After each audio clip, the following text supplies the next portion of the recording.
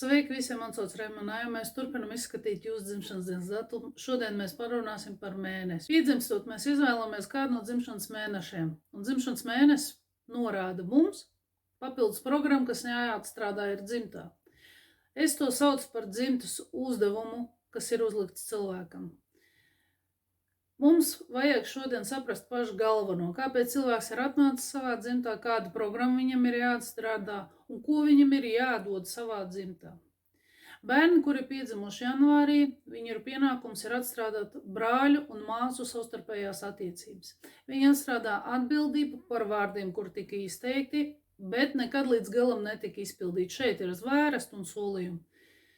Šis mēnesis norāda, ka 100% ir jābūt vēl vienam cilvēkam ģimenē, kas ir jaunāks par šo janvārī dzimušo bērnu. Jo, ja tāda bērna nav, tad šim cilvēkam būs liela problēma tālākajā dzīvē.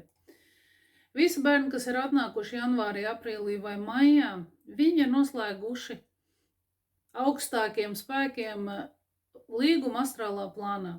Viņu pamatu uzdevums ir ātri iziet šo apmācību, tāpēc, ka viņi ir ļoti bagāti garīgā ziņā un viņi ir ļoti lielu pieredzi jau guvuši. Ļoti senas dvēseles, es viņu saucu karmiskie aizbildņi kādam citam ģimenes loceklim viņu ģimenēs. Ja pieņemam, ka kopējais dvēseles daudzums gados, iedomājas, ka tie ir 10 000 gadi, tad janvārī dzimušam bērnam tie jau ir 7,5 tūkstoši un augstāk. Parasti šie bērni ir 1023 līdz pat 4000 gadiem vecāki par saviem vecākiem. Tāpēc šiem bērniem ir uzlikts ļoti svarīgs uzdevums palīdzēt savam brālim vai māsai atstrādāt viņu karmiskās kļūdas. Parasti šiem bērniem ir smaga karma, tāpēc janvāra bērns atnāk viņiem palīdzēt. Līdz ar to skaidri jau zināms, ka šīs savstarpējās attiecības būs ļoti grūtas un ir jādara viss iespējams, lai viņas izlīdzinātu. Šim bērnam nav jākalpo brāļa vai māsas interesēm. Nē, tas nenozīmē, ka viņam jāizdod nauda vai visu laiku jārisina viņa problēmas. Bet viņa uzdevums ir būt blakus, kad brālim vai māsai ir nepieciešama palīdzība, vai arī tad, kad viņš vairs pats netiek galā. Tas var būt padoms vai cita veida palīdzība. Šiem bērniem ir izteikta intelektuālā attīstība un visu laiku vēlme pēc tās. Laulība partneri šādi cilvēki izvēlās ar augstu intelektuālo līmeni, un ja tāds šim cilvēkam nav, viņš uz zemāku nepiekritīs.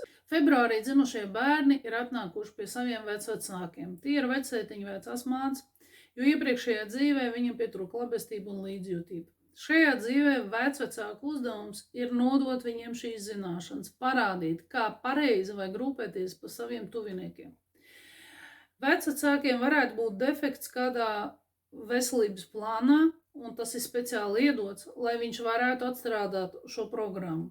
Ja viņi nenodarbojas ar saviem vecvecākiem, tad dzīves garumā viņiem nebūs viegli, jo sāks slimot kāds no apkārtējiem. Viens no variantiem tie ir bērni, otrs no variantiem tie ir vīra radi, vai no arī kāds no tālākiem radiem viņu dzimtā. Tāpēc vislabāk šīs programmas ir atstrādāt bērnībā, kad enerģija bērniem ir vairāk un augstāko spēku aizsardzība tomēr bērnībā tiek dota lielāka. Februāra bērni ir vairāk piesaistīti mājai, tāpēc viņus vēlams apmācīt mājsaimniecības darbos un komforta radīšanai mājā. Jo tikai tāpēc, kad viņiem vēlāk un daudz vienkāršāk sevi nākotnē būs realizēt ģimenes dzīvē. Martā dzimušie bērni ir mammītes bērni. Galvenā atbildība šeit gulstās tomēr uz mammu, jo viņai ir jānodod informācija bērnam. Bērns iepriekšējā dzīvē nemācēja pieņemt lēmumu, viņš bija neizlēmīgs un ļoti daudz visu laiku kļūdījās. Galvenokārt viņš kļūdījās attiecībā pret saviem tuviniekiem. Tāpēc tagad viņam dod palīgā mammu, bet mamma no pašas bērnības ļoti jūt šo enerģētisko saiti ar bērnu. Un arī varu pār viņu un bieži sāk to izmantot. Es to saucu enerģētiskā nabas saita. Iedomājieties pieaugušu vīrieti, kuram jau ir pāri 35 gadiem, bet viņš ļoti uzmanīgi klausās visu laiku, ko stāsta viņa mamma. Māte, protams, šo enerģiju jūt un sāk to izmantot. Ļoti daudz martā dzimušie bērni ģimenes izjūg tikai šī iemesla dēļ. Šeit būtu padoms mammām. Esiet drusku maigāks un drusciņi atlaižiet šos bērnus no sevīm vaļā. Aprīlī šeit jau atkal nostrādā karma. Šie bērni ir atnākuši, lai palīdzētu tēvam atstrādāt viņa kļūdas. Līdz šī bērna piedzimšanai tēvs ir pārkāpis pasaules kārtības likums, nosauksim tos tā. Piemēram, brīvas izvēles likums, vai nu arī piespiedis kādam uzspiedis savu gribu vai ko citu. Un tagad šis bērns ir atnācis, lai palīdzētu tēvam izlabot viņu karmu.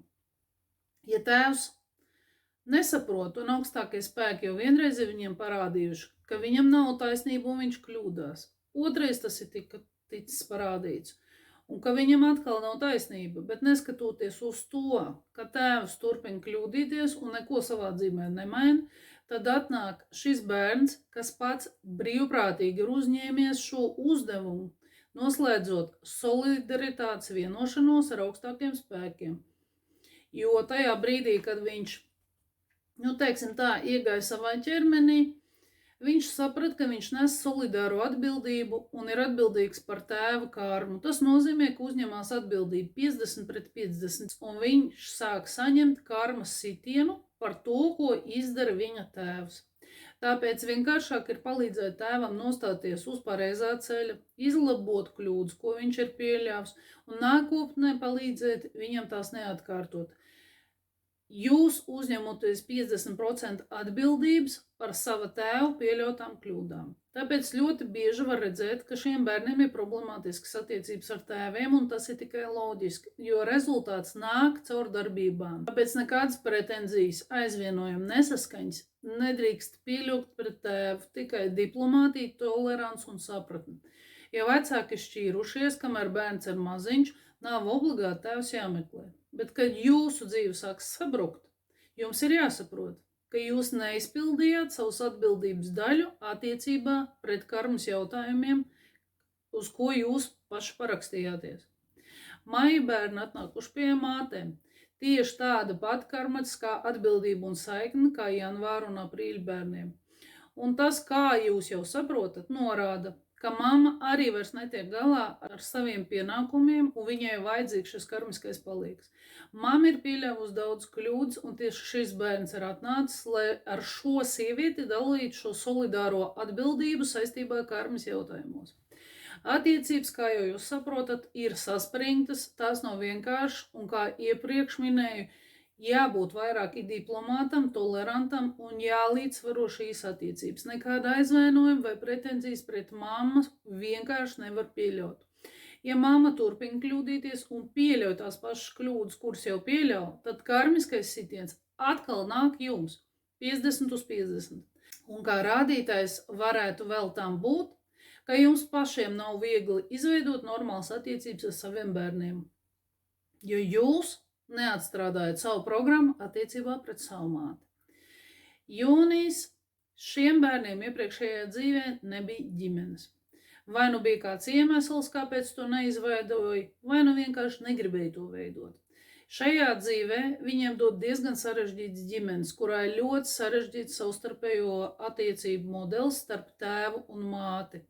Viņu uzdevums ir izdarīt izvēli, kurā pusē viņš ir, kuram ir vairāk taisnība. Viņu uzdevums ir saprast, kādas lomas principā ir sievietei un vīrietim, bet pats galvenais, viņam ir jāsamierina šie vecāki, jāiemācās atrast kompromiss starp abiem vecākiem, un tas ir viņa vistiešākais uzdevums.